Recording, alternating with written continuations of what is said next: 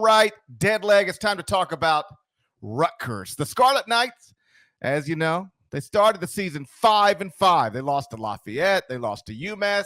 Just 13 mornings ago, they were 12-9. 2-3 in quadrant one, 2-3 in quadrant two. So 4-6 in the first two quadrants with two additional losses in quadrant three. And, oh boy, another loss in quadrant four. They were outside of the top 100 at KenPom. They were a million miles away from the bubble. But then they beat Michigan State by 21, Ohio State by 2, won at Wisconsin by 8, beat Illinois by 11. Rutgers added 4 quadrant one wins in a span of 12 days. And now CBS Sports' Jerry Palm has the Scarlet Knights projected as an 11 seed in the NCAA tournament. Deadleg, explain this turnaround. Does all credit go to Steve Pico and his players, No. or is it hard not to notice? Mm-hmm. Is it hard not to notice that Rutgers can no longer lose at home? That's right. Inside Jersey Mike's Arena. Say it. Since the Eye on College Basketball Podcast got a Jersey Mike sponsorship. Are we personally connected to this? Personally connected, directly responsible. There are no coincidences, my friend. Rutgers' turnaround directly correlates to us being informed. Hey, gentlemen, every Friday you're going to be doing a Jersey Mike's Naismith Player of the Year segment on the podcast going forward. Since that has happened, guess what? Not only has Rutgers been good, if you go, let me refresh this. This was true yesterday. If you go to our good buddy BartTorvik.com, and I know you know how to adjust the rankings, preseason bias and all that, you can also say, how good has this team been since this specific date to this specific date? So if you go from February 2nd to today, it's still true. Again, we're taking into account efficiency and opponents. Here are the 5 best teams in men's college basketball. Do you want to trivia time this? Nah, it might be. It's doable, a little too tough. Too many options. Here are the 5 best teams in men's college basketball since February 2nd. Number 1 is Gonzaga. Number 2 is Tennessee. Number 3 is another Tennessee team, Memphis. Number 4 is Kansas. And number 5, Rutgers. Are you kidding me? This is a really, really fun, really cool story. We should be taking direct responsibility for this, I think, because there are no coincidences. I didn't know if you were going to mention that, because that's exactly what I was going to say right off the top there. So a couple items I'm going to get to with Rutgers, but let me throw it back to you. As of this morning, 1, you don't have Rutgers in your top 25-1, correct? No, they don't belong there. They belong in the tournament, but they're still a long way from top 25-1 status. Okay, that was my other question.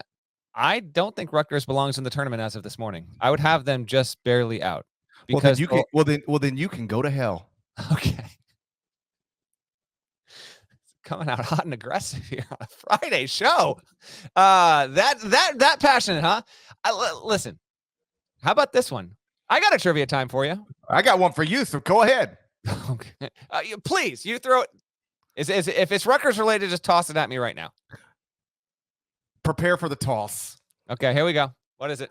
Right now, Rutgers is only 1 game out of first in the loss column of the Big Ten standings. Now, I'm not predicting they're going to win the Big Ten or share the Big Ten title, but theoretically, they have a chance heading into this weekend's game at Purdue. Trivia time.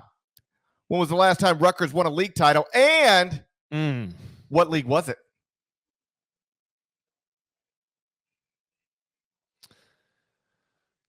That's a good one. I'm not going to get this. So 2-parter. Will you give it to me if I'm within a year of the year? Yes. Give me 77 for Rutgers. Incorrect answer. 1991 is the answer. Okay. Big East. Atlantic 10. They were in the A-10? Damn it. And the coach of that team was the great Bob Wenzel, now an analyst for CBS Sports Network. There we go. Man, I almost went because that was the last time they made the tournament as well, prior to their resurgence in the past couple of years. That they had that super long drought. Okay, trivia time. All right, let's go. Come. Something most might not realize: Rutgers has a win and a loss in every quadrant. They have won at least one game and lost at least one game in quad 1, quad 2, quad 3, and quad 4. There is only one other team in the top 80 of the net, two other teams, in the top 80 of the net that have such results. Can you name even one of them? No. I'm just gonna be SMU? honest. Is SMU? it SMU as a Utah quad State. 4? Well, I noticed this the other night. So Rutgers has 3 losses outside of the first 2 quadrants, 2 quad 3s and a quad 4. And I went through and I looked at other team. I just started scrolling down through the net rankings and the breakdown of it. And I was looking for teams that had at least 3 losses outside of the first 2 quadrants. And nobody else in the entire country with at least 3 losses outside of the first 2 quadrants had more than 3 quadrant 1 wins. That's the best, except for Rutgers, right, which has 6 quadrant 1 wins. So Rutgers is literally the only team in the country that has at least 3 losses outside of the first 2 quadrants and more than 3 quadrant 1 wins. And not only do they have more than 3, they have twice as many as 3. They have 6. It's a goofy resume. We spent so much time this season talking about Alabama's goofy resume. Rutgers has surpassed Alabama for the goofiest resume in the country. And it's been quite a turnaround. I mean, some of it is they're better defensively than they are offensively, but they've been terrific offensively in this 4-game stretch. Not without some bad news, though. You probably saw, I know you did, Ron Harper Jr. Suffered a left hand injury of some sort late in the win over Illinois. His availability for this weekend at this moment remains unknown, but that's in a moment of incredible highs. That was kind of a bummer to see. I guess Rutgers announced it on Thursday. Yeah, they did. Coincidentally enough, on the other podcast that I do, College Sports Now, I talked to Steve Peichel on Thursday morning, the morning after they got their big win. You're not supposed to talk to me about that podcast, by the way. If anyone wants more Norlander podcasts, College Sports Now, twice a week. Go ahead and find it after you listen to Eye on College Basketball. I'm sure our bosses love you promoting other podcasts. Well, you talk about your radio show, so I think I think we're all good there. Steve Peichel. Radio show is not a podcast. It's not a direct competitor. Can you not listen to your radio show in podcast form, Parrish? Is that not available on podcast form, your radio show? I can't speak to that. You're asking questions. I think it might be. Steve Peichel. Anything else you want to promote on the CBS Sports Eye on College Basketball podcast that has nothing to do with CBS? Let me text Port real quick. Just go ahead and make a list of them. Yeah, I'll think about that list there. Steve Peichel, I think he has done a wonderful job, but I would not have him in the tournament right now. Rutgers, the losses still have to count. So right now, Rutgers is 74th in the net, 53rd in KPI, 48 in strength of record, 67 in BPI, 69 in KenPom, 58 at Sagarin. None of those metrics indicate they would be in the field right now. They have good wins. They obviously won't be in the top 16 reveal, but I don't want recency bias to affect the overall resume. I talked to Tom Burnett. Parrish, is it okay if I promote my interview on our Eye on College Basketball podcast channel that I did yesterday? If you want to bore the audience, sure. Okay. So I interviewed the selection committee chair on Thursday. That interview can be seen on the Eye on College Basketball podcast channel. You will not get it in the podcast feed. It is a YouTube-only special. So if you have not watched it already, please go do so. On Saturday on CBS, there will be the in-season top 16 reveal. And so I talked to Tom Burnett, asked him a few things about all this. Keep an eye on that, and that'll be Saturday at 12:30. But in talking to him about all that, we talked about the importance of entirety of resume. He goes into why, it's not just the net. Net is kind of a default, understandably, it's the primary sorting tool for the NCAA selection committee, but it's important to take into account all these metrics, and the games in November count as much as the ones that just got played. So with that in mind, I would not have Rutgers in the field yet, and I don't think the metrics support it. We won't know this, to be truthful now, because we're only going to see the top 16 teams. But the wins are great. The losses do also matter, and they would be a groundbreaking case if these metrics were all the same once we got to Selection Sunday with the Gers and they weren't better than 48th in any metric and they got in, that would be unprecedented. So they're getting there, but they still got to do more. And oh, by the way, their next 2 games are at Purdue and at Michigan. I agree with every bit of that. That we shouldn't get caught up in recency bias. What happens in November matters just as much as what happens in February. That's all true. I guess, and I just point out, Jerry Palm understands all that as well, and he now has Rutgers as an 11 seed, like not even barely in, like not even going to Dayton. And so, like, reasonable people can disagree. I'm not here to say who's right and who's wrong.